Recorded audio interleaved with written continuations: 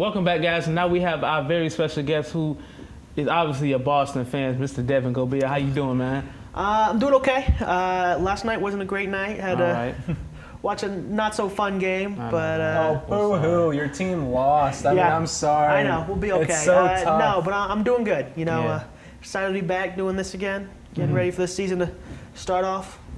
I'm ready. All right, man. So now we're going to have our thoughts of the week. Now, obviously, you know, just recently, the Boston Red Sox, they were basically accused of using Apple Watches to, you know, look at signs from the New York Yankees. And this has been an ongoing thing, like in the past couple of years. It just seems that the franchises in Boston, they just get caught up in some type of stuff. You know, obviously, you got 2015, you know, you got the Deflate scandal. 2007, you have the videotape with the Jets. You know what's ironic about this is always a rival opponent, a division rival opponent. It's so weird. And the biggest issue I want to talk about is that how do you think Boston fans feel about it? Because a lot of Boston fans just sweep it under the rug and like, okay, we're title town. It really doesn't care. We do what we want. So they totally don't care. I mean, they don't care. But from your perspective, because you have a different outlook, you're not that type of person. I know you, but you're not that type of person. So speak for a lot of fans that do think that way. All right, so I'll try to give you my Boston fan perspective. I'll try to limit the stereotypical, you know, everyone wants to stop listening when the Boston fan starts talking because we're the worst fan of sports. Yeah. A survey that came out recently that Patriots fans were the worst to date because we're just the worst type of people according to everyone else. So, well, sorry, Devin. No. Yeah, I know, right? It's tough. So, Boston fans, for the past couple years, it's almost felt like we've been attacked. You know, and yes, cheating, let me just start by saying this, cheating is wrong. No, you shouldn't cheat. If you get caught cheating, you should be punished. You know, that's what happens. You know, like the rules are there. You sound like a father right and now. It should be there for everybody.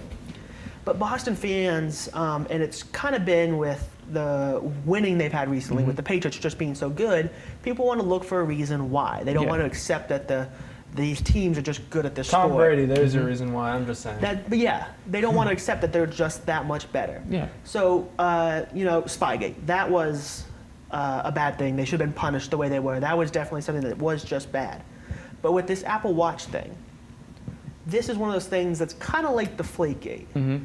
Yes, it's illegal. And of course, I can go into every team does this because every team does do this.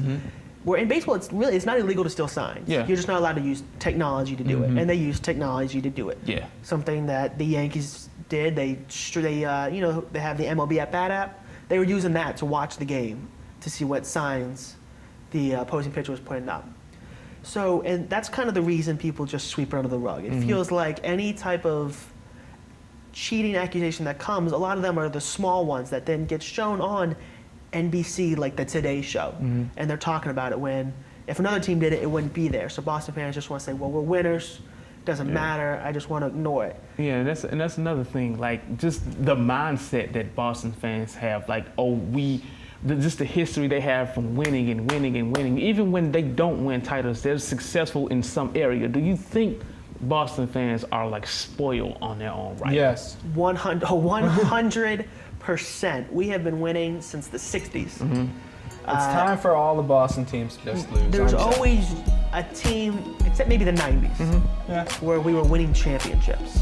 You had the Celtics. You had Red, who, if you want to talk about cheating, Auerbach. we're talking about Red Auerbach. Yeah. He would, you know, when the Lakers would come there, they would bring their own water.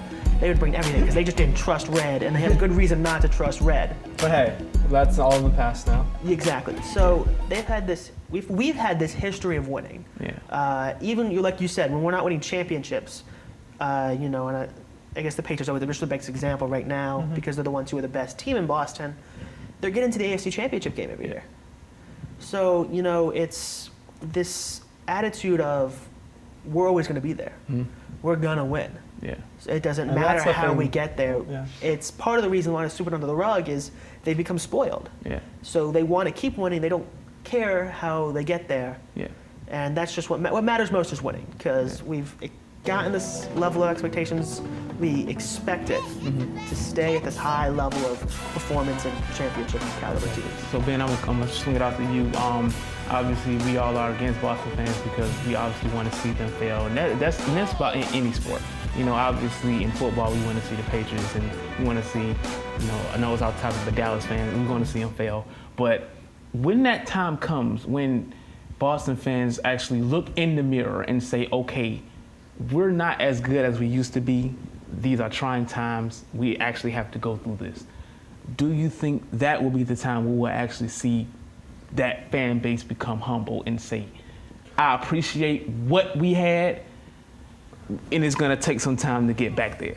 To be quite honest, I don't know whether it's going to be anytime soon or in the near future, because, I mean, when you think about Boston, there's 4 teams there and none of them are awful. Exactly. None You got of the them are really Celtics ever in going to be basketball, awful. you got the Patriots in football, you got the Bruins in hockey. I mean, it's just so much that's going on. Yeah, exactly, and that's the point. And so, I mean, and right now the Bruins aren't playing that well. It's the only, I mean, they still made the playoffs, but like it's the only team in Boston that no one's really talking that much about right now, and that's because they've underperformed the last couple of years. But like, I don't know if the Boston fans' ego, love them or hate them, because they're on some. I respect Boston fans, and they're fun to talk to. Some of them, maybe not Spencer Lee, but but I mean, they're cocky, they're a little arrogant, and they have a right to be. Their teams win, our teams don't. But unlike Devin, most Boston fans are overconfident, like to the max, and that's where it starts bothering other people, especially New York fans. But I just think that, will they ever be humbled? I hope so. I hope so. And I would say it's going to happen in our lifetime, definitely. I just don't know if it's in the next 5 years, the next 10, 15, because it's all a cycle. Yeah, and when you think about, sorry, Devin, I meant to cut you off. When you think about fans like Devin, you think about fans like Patrick, you know. I have another friend, Ian Michaud, shout out to Ian, who's obviously a Patriots fan, so he's actually a Boston Celtics fan. Like, they understand that they're winning, but then again, they say, hold up, let's step back. We have flaws as well, so we just don't know. And they just take it week by week by week, and then you have some fans that actually say, we're the best team ever assembled. We're the best team that's that, da. So Devin, my question to you is, like, do you feel like it's okay for you guys to have flaws and acknowledge them? It is. And going on what you asked Ben just a second ago, before the Red Sox won the World Series in 2004, they were awful. the Red Sox fans were lovable losers. Yeah. Everyone loved Red Sox fans. They loved Boston fans. Because, you know, we had, like I said, the 90s. It wasn't a huge championship thing, so we kind of had that time where they were more humble and people, you know, liked us. They felt bad for us. Then Theo Epstein comes in and makes that team great, and he hasn't looked back since, and then he breaks that curse, broke the Chicago curse. What else is this guy going to do? I mean, he's a baseball legend at this point. But, I mean, the whole thing about Boston fans is that they win, and they love winning. So, I mean, at some point, if almost all their teams start losing, or if they'll complain. I mean, no, don't get me wrong. Boston fans right now complain like, if they're complaining right now about Tom Brady and that defense. And I mean, if Tom Brady didn't come back to win the Super Bowl last year, they would have been complaining for no reason, but they would have been complaining like, all right, maybe it's time to look at Jimmy Garoppolo, and they had the best quarterback in the league, and they still would be saying that. Yeah. Boston sports media is one of the worst out there. Because anytime anything happens, Jimmy Garoppolo needs to come up. You gotta fire the coach, fire whoever. You gotta replace the star. That being said, Boston sports media, please hire some of us in the future. Yes, I would gladly go work there. I Bill would gladly. Simmons. I will tell Tom Bill Brady Simmons to is the man. sit his old, tired, just wrinkly body down. And let's start Jimmy Garoppolo if If we you need give me to. a paycheck. Exactly. Yeah, let's shout out to Bill Simmons, the original guy who is the original Boston fan. Shout out to him. But to answer your question, D, yes, obviously Patriots and Boston fans have flaws, but I think part of the problem is if you're not a Boston sports fan, you hate Boston sports, and you hate Boston sports fans. So it's almost like a united world. It's us against the world, you know, no matter what. So that's why we're cocky. You're going to hate us? Fine. You can hate us when we lose one game at the start of the season. Because I was on Twitter last night, and it was joke after joke. Just thanks Chiefs from the rest of the world.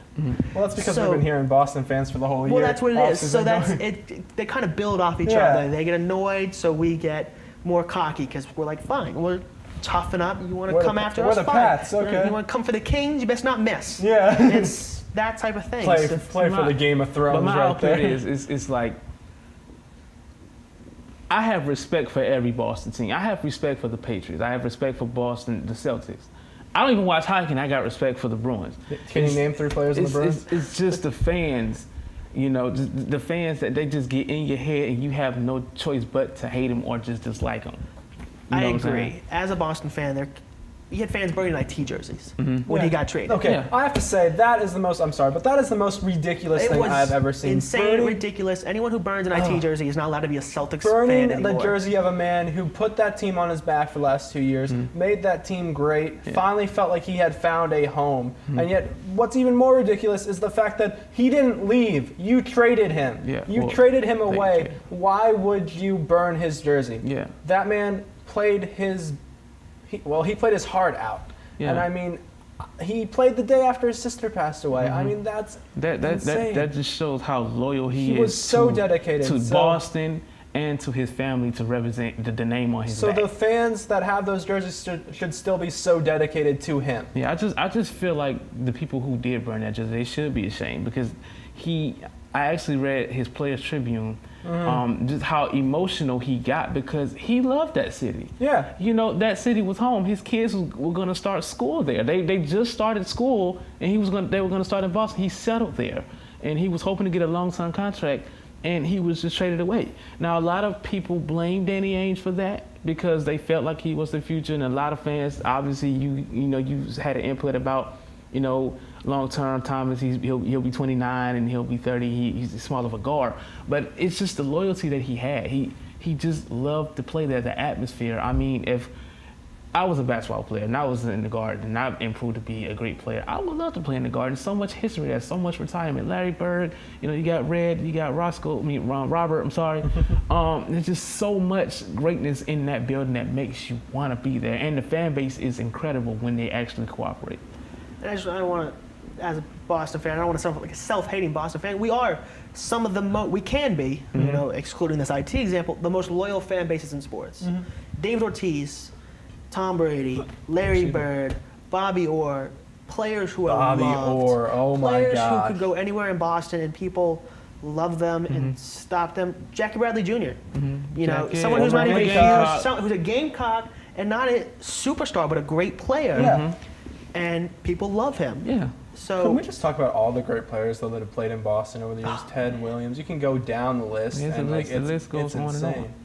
I mean, we're now just getting to the part where they have football greats. I mean, they had some before, but now they have like Tom Brady immortalized, Bill Belichick immortalized, Teddy Bruschi. Teddy Bruschi immortalized. I love Teddy Bruschi, and that was back when the Patriots first started winning, and so everybody was annoyed at them. You forgot one key member of that defense, Rodney Harrison. Oh, I love That was my Rodney boy. Harrison. Him and Ty Law, I love them. Rodney Harris, Ty Ty Law. Law. I Love just Ty love Law. them. Asante Samuel. Oh. that was my They've boy. had these staples though in all of their sports teams, and I mean you can go down the list, like especially the Celtics. I mean, depending on whichever period you want to pick from the Bill Russell area or from the big three they had in terms of Allen, not Rondo. Well, Rondo was on that team, but Allen, Pierce, and Garnett. I mean, these are just names that are immortalized in the sports world, and that's insane. So I mean, love him or hate him, Boston is always going to be a huge figure in the sports world. Speaking of Pierce, I mean, we saw what happened when he was on the Clippers and came and had his last game. Yeah. He hit that last shot, and the crowd erupted The like he crowd just was hit a like, Game "Yeah!" 7 winner. It was Game 7 awesome. winner.